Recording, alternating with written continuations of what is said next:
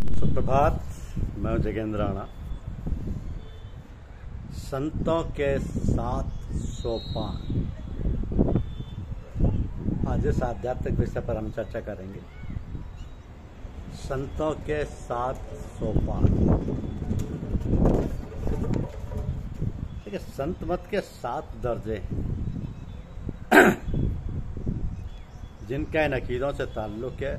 वे अच्छी तरह समझ लें कि पंथाइयों को पंथ में दाखिल होकर इनसे गुजरना होता है, जिसके लिए पंथाइयों को तैयार रहना चाहिए। यह बात इसलिए कही जाती है कि भोले भाले आदमी अक्सर गलती से किसी एक समस्या में उलझकर नाहक अपना नुकसान कर बैठते हैं। कोई मज्जूब हो जाता है यानी अवधूत हो जाता है, कोई मस्त बन जाता है, और ऐसी मजबूत या मज्जूबियत और मस्ती को ही सब कुछ समझता हुआ उसी का हो रहता है। अगर ये हालत है उसके अधिकार के मुताबिक है तो कोई एतराज़ नहीं, लेकिन अगर वो गलती का शिकार हुआ है तो अगर बीनम के नाबीना व चाह हस्त, अगर खामोश बेनशीनम गुनाह हस्त, यानी अगर देखने में आए कि आदमी अंधा है और सामने कुआं है तो ऐसी हालत में चुप होकर बैठना गुनाह है। तो मज्जूबियत और मस्ती साधकों के लिए अच्छी हालत नहीं समझी जाती। मज्जूब के मानी है खिंचा हुआ। उसने किसी जगह की रोशनी को देखा और हैरत में आकर बेखुद हो गया और उसी में ठहर गया। तो उस गरीब को आगे का पता नहीं मिला, तरक्की रुक गई। ये हालतें बेसुध समझी जाती। दुनिया अगर इनकी बेइज्जती करती है तो करने दो, इनको अपना मुख्य तमन्ना ना बनाओ, चाह ना बनाओ, बल्कि समझ बूझकर किसी आंतरिक अभ्यासी की मदद से जानकारी प्राप्त करके पहले से ही हर बात को समझ रखो, ताकि अगर ये हालत पैदा हो जाए तो उनके ऊपर नियंत्रण कर सको और इसी ज़िंदगी में पूरा काम बना सको। वक्त मिला है, मौजूदा वक्त की कद्र करो और जो कुछ हो सकता है ऐसी ज़िंदगी में पूरा करो। ये आदर्श होना चाहिए कि क्या खबर दूसरे जन्म में क्या हो। जन्म का मतलब ये नहीं है कि इंसान वो जन्म छोड़कर दूसरा जन्म ले। हमारा शरीर छोटे छोटे परमाणुओं का बना हुआ होता है। शरीर के परमाणु 24 घंटे बदलते रहते हैं। पुराने परमाणु नष्ट हो जाते हैं और नए बन जाते हैं। तो जिस्म की तब्दीली इसी जन्म में मुमकिन है। हर तीसरे 7वें या 14वें वर्ष इंसानी जिस्म के सारे जर्रात व गोश्त वगैरह बदल जाती है। आज के लड़के कल के जवान, परसों के अधेड़ और तरसों बूढ़े हो गए। कहो क्या ये नए जन्म नहीं हुए? जन्म नाम है तब्दीली का। एक हालत जाती है दूसरी आती है। तब तक मुसाफिर मंजिल मकसूद तक नहीं पहुंचता। तब तक जब रात के नज़ारे, बियाबान, जंगल और पहाड़ों के तमाशे आंखों के सामने आते रहते हैं, मगर मंजिल या आखिरी मंजिल पर पहुंचकर इच्छित लक्ष्य से मिल गया फिर ये सारे झगड़े नज़र से ओझल हो जाते। इसी से कहा गया कि मज्जूबियत व मस्ती को हाथ न लगाओ। ये बीच की हालत नहीं, इनमें जो फंसा वो मारा गया। आगे क्या होगा न हम जानते न हमारे फरिश्ते। सत्य पुरुष की वाणी है कि एक जन्म गुरु भक्ति कर, जन्म दूसरे नाम, जन्म तीसरे मुक्ति पर, चौथे में निधाम। तो इन मंजिलों के हासिल करने के लिए पंथाइयों को 7 अवस्थाओं से गुजरना पड़ता है, जिसको संतमत का हफ्त ख्वान या सप्त दर्शन कहा गया है। अब हफ्त ख्वान के मानिए 7 दस्तर ख्वान जिनसे पंथाइयों को अक्सर गुजरना पड़ता है। ये कड़े भी हैं और सरल भी हैं। सारी बात इंसान के हौसले और शौक़ पर निर्भर है। खुश मिजाज अपने काम को तफरीह और मन बहलाव का सबब बना लेते हैं और चिड़चिड़ा आदमी उसी को जान की भला बना लेता है। तो किसी ने सीधी और सरल ज़बान में बयान किया है कि किसी ने इशारों से काम लिया है और किसी ने और किसी तरह पर जाहिर किया है। हम सरल पसंद आदमी हैं। सख्त व मुश्किल शब्दों का हमारा असूल नहीं रहा है और इसी सबब से जो हमारी सुनते हैं, हमारे साथ हमदर्दी रखते हैं, उनको मामूली ज़बान में बता देते हैं।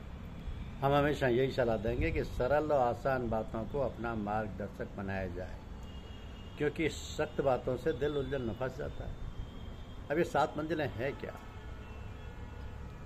पहला तलब यानी जिज्ञासा, इश्क यानी उपासना, मार्फत यानी ज्ञान, चौहीद यानी अनेक से एक पर आना, स्थगना यानी उपराम, फना यानी लय और बका यानी पुनर्जीवन। तो ये 7 है।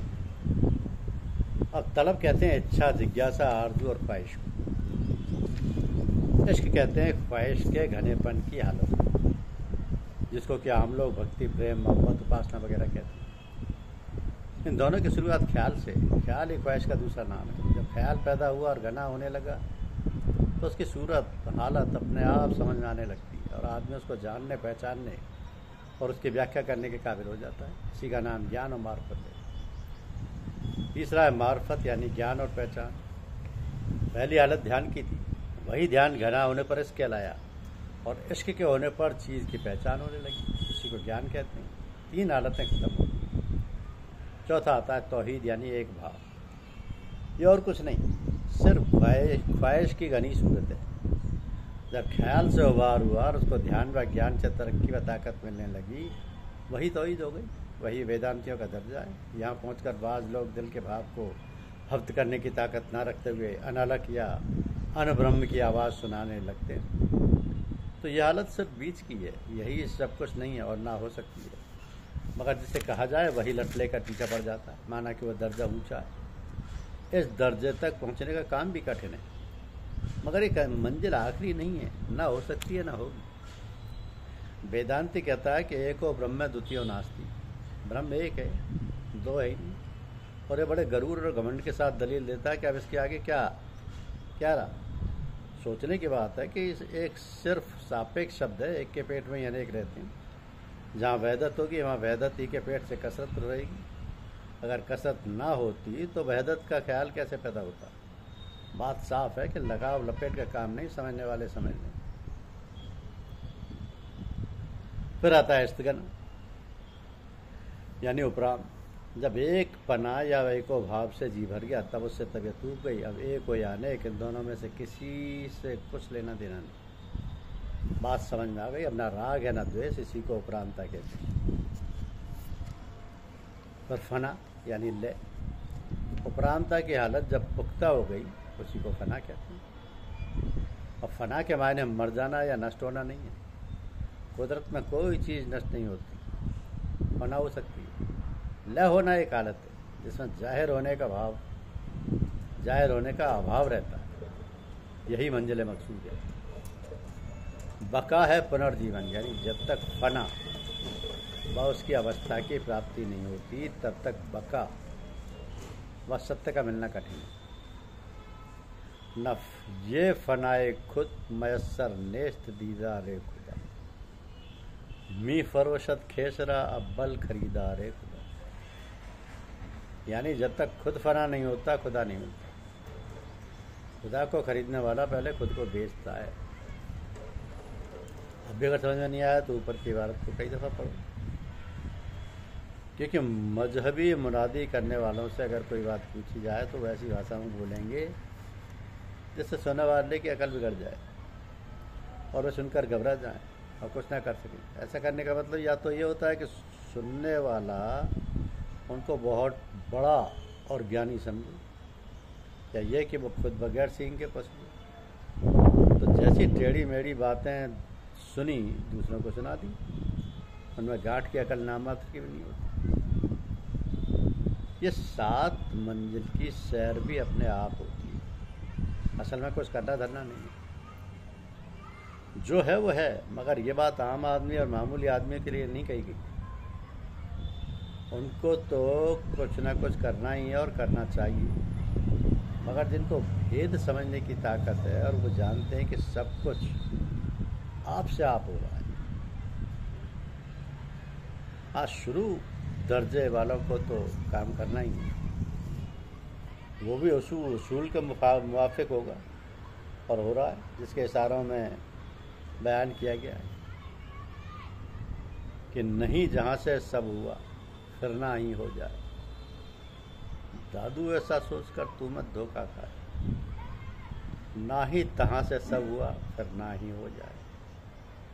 दादू ना ही हो रहो साहब से लोलाए, उपजे बिन से गुण धरे हाय माया का रूप। दादू देखत फिर नहीं छिन छाया छिन।